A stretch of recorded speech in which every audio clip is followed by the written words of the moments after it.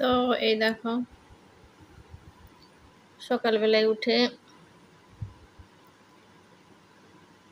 শুরু করে দিয়েছি বাসি কাজ কাম। আমরা গ্রামের মানুষ, আমরা বলি বাসি কাজ কাম। ঘুমের থেকে উঠলে বলি বাসি কাজ কাম পড়ে আছে, কাজ কাম কমপ্লিট করব, কাজ কাম সারবো, ঘর তো ঝাড়ু দিব। তারপরে থালা বাসন থাকলে বলি বাসি থালা বাসন পড়ে আছে। ঘুমের থেকে ওঠার পর যেটাই হয় সেটাই বাসি। পানি থাকলে, রাত্রে পানি থাকলে বলি বাসি পানি। এই তো গ্রামগঞ্জের মানুষের এই কথাগুলো প্রচলিত হয়ে আসছে। তো আমরা তো গ্রামের মানুষ, আমরাও বলি যে হচ্ছে বাসি ঘরময় ঝাড়ু দিয়ে নিচ্ছি। তো ঝাড়ু দিয়ে কি করব বলো তো, মাঝে মধ্যে রাগে বলি যে এরকমই টাকা ঝাড়ু দিব না। মোহনা খুব নোংরা করে, ছোট বাচ্চা কাচ্চা থাকলে যা হয় আর কি, বুঝতেই তো পারছো আমার মতো বাচ্চা যারা আছে। আর শান্ত বাচ্চারা হলে তো বেশি প্রবলেম হয় না, বেশি চঞ্চল বাচ্চারা হলে অনেক প্রবলেম হয়। যেটা খাবে সেটাই ফেলবে, ওই রান্নাঘর থেকে কিছু এনে ফেলবে, ও এখান থেকে এনে ফেলবে, বাইরের থেকে ময়লা এনে রুমের ভিতর রাখবে, রুমের ভিতরেই খেলবে। মানে বাইরে এক কথায় বলতে কি বাইরের জিনিস এনে আনে রুমের ভিতর নোংরা করে বেশি। জানো, এত ঝাড়ু দিয়ে এত পরিষ্কার করি, তাও যেন আমার রুম টুম পরিষ্কার থাকে না, থেকে থেকে খুব বিরক্ত লাগে। তো এই যে বাইরে আর বের করছি না, অনেক নোংরা, তো মনে করলাম যে অল্প থাকতে থাকতে এখানেই উঠাই ফেলি। তো নোংরাগুলো ওই যে বেলচাই করে এখানে উঠিয়ে নিচ্ছি।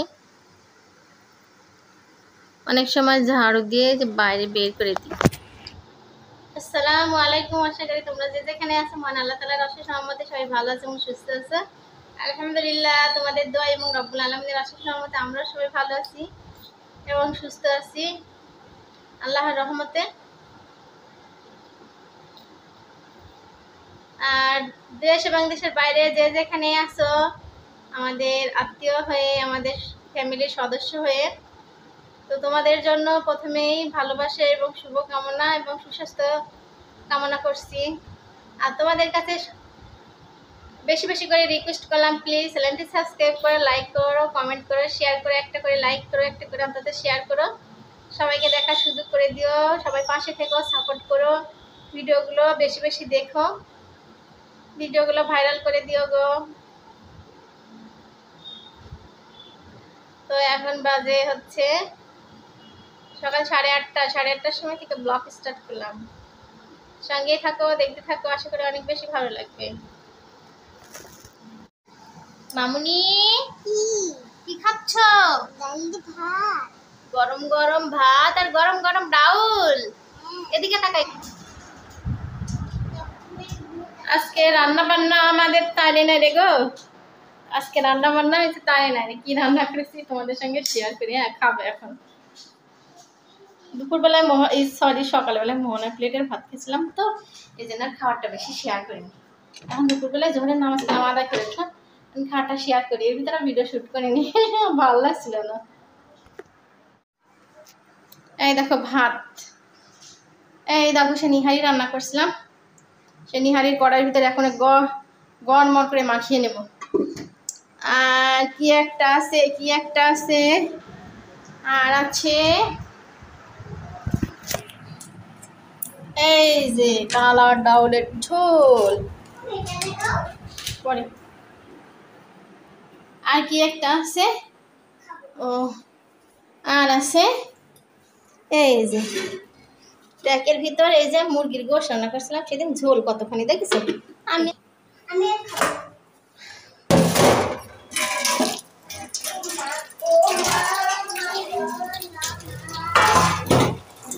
ও প্লেট তো লাগবে না গো, না লাগবে, এবার ভাত মাখে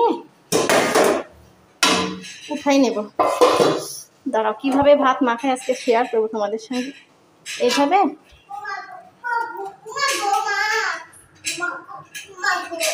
ভাত একটু গরম করে নিই।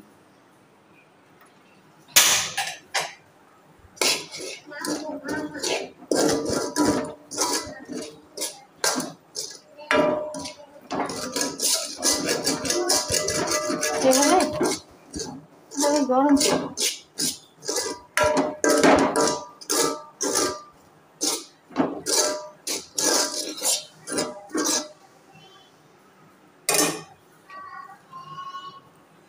হয়েছে। ভাতটা নামাই গরম করে নিলাম। বিসমিল্লাহ। রুমে যাবে না, একটু মুখে দাও। একটু সে ঝাল, হ্যাঁ একটু লবণ মিষ্টি দিয়ে। আমার মুখে দিলে না তো। আমার লবণ দিয়ে তারপরে একটু লবণ নিলাম।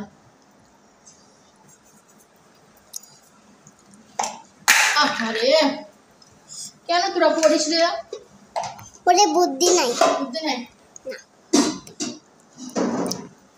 আসো। লা লা লা লা লা লা।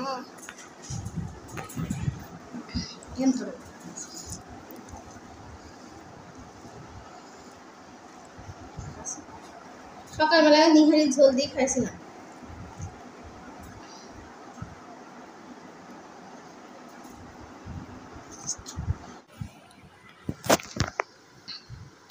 ভাত মাখানো কিন্তু অনেক স্বাদ লাগছে।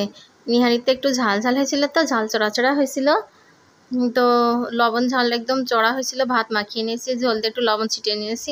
ভাতগুলা খেতে দারুণ লাগছে। ঝালের জন্য আবার মোহনা আবার খাচ্ছে না, দুইবার মুখে নিয়ে আর বলছে খাবো না।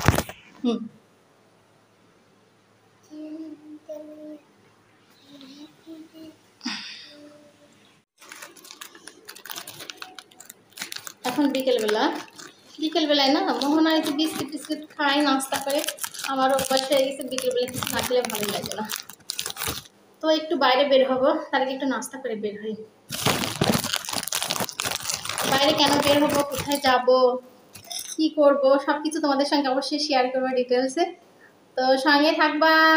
আপুটার কোথাও যাবো না, ঠিক আছে? বিসমিল্লাহ। মোহনাপুরি খাবে না?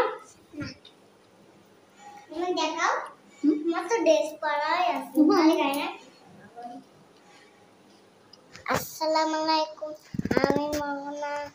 আমরা নাস্তা টাস্তা করে সিয়ার বানাতে যাব, তো সেজন্য নাস্তা টাস্তা করে বের হই।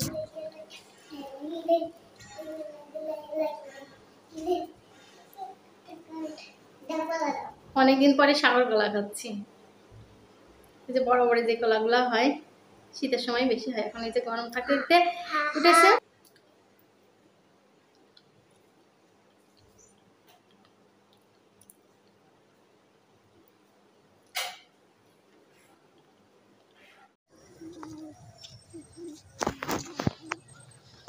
এই যে আমরা চলে আসলাম মোহনাপুরিটা। এই যে পাশে কৃষ্ণা নদী, ভিউগুলো অনেক সুন্দর। বড় আমের বাগান এটা, ঘোড়াশার মাজারের আমের বাগান, মেহগুনির বাগান। বাগানের ভিতর দিয়ে এই তো যাচ্ছি আমরা। মামনি আসো।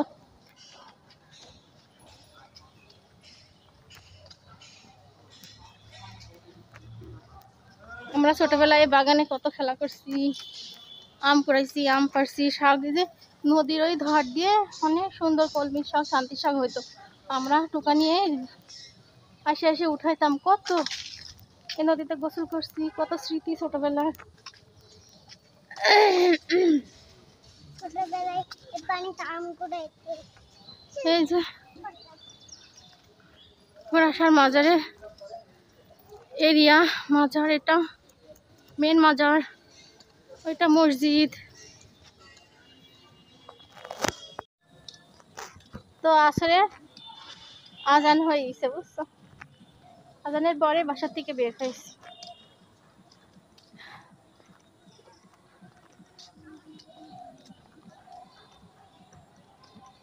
তো আমরা এই যে মাজারের আম বাগানের ভিতর দিয়ে। মোহনা ওদিকে যাও না মামনি, ওখানেই দাঁড়াও, আমি আসি। মোহনা আগে গিয়ে দৌড় দিছে, বুঝছো?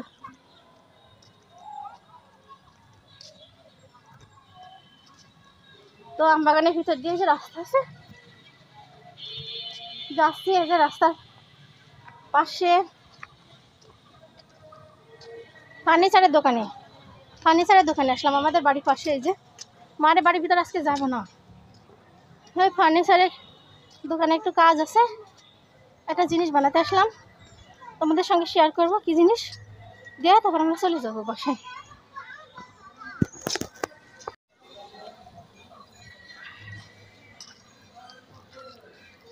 এদিকে আস।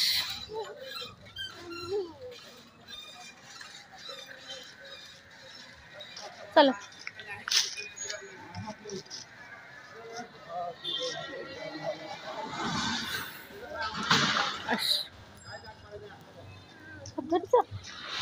ওই যে লভাই দেখছি দোকানে আছে।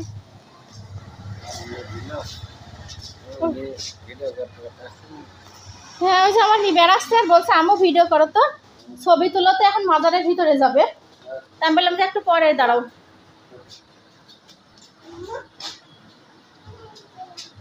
হ্যাঁ যে ফার্নিচারের দোকানে আসলাম। এটা কিসের কাঠের খাট মামা?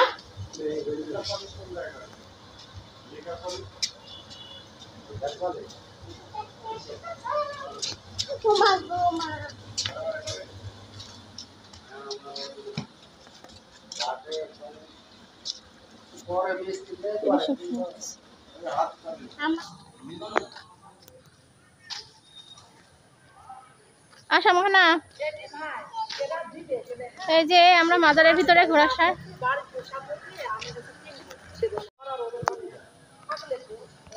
বাসায় চলে যাব।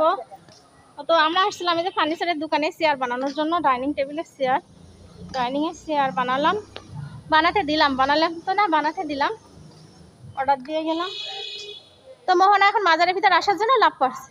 আমি বললাম এখন যেতে হবে না, বাসায় কাজ আছে, তাড়াতাড়ি চলো। বলে না চলো। তো ওই যে মোহনাকে একটু ঘোরাতে এসেছি মাজারের ভিতরে, আমি একটু এই যে ঘুরছি, এই যে মাজারটা পুরা, এই যে আমিও ঘুরছি, মাজারটাও ঘুরছে।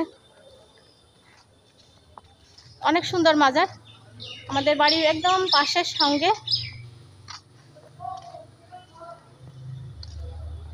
তো অনেক অনেক ভালোবাসা দোয়া জানিয়ে তোমাদের সুস্বাস্থ্য কামনা করে ব্লগটা আজকের মতো এখানে শেষ করলাম। সবাই ভালো থাকে, সুস্থ থাকে, আল্লাহ হাফেজ।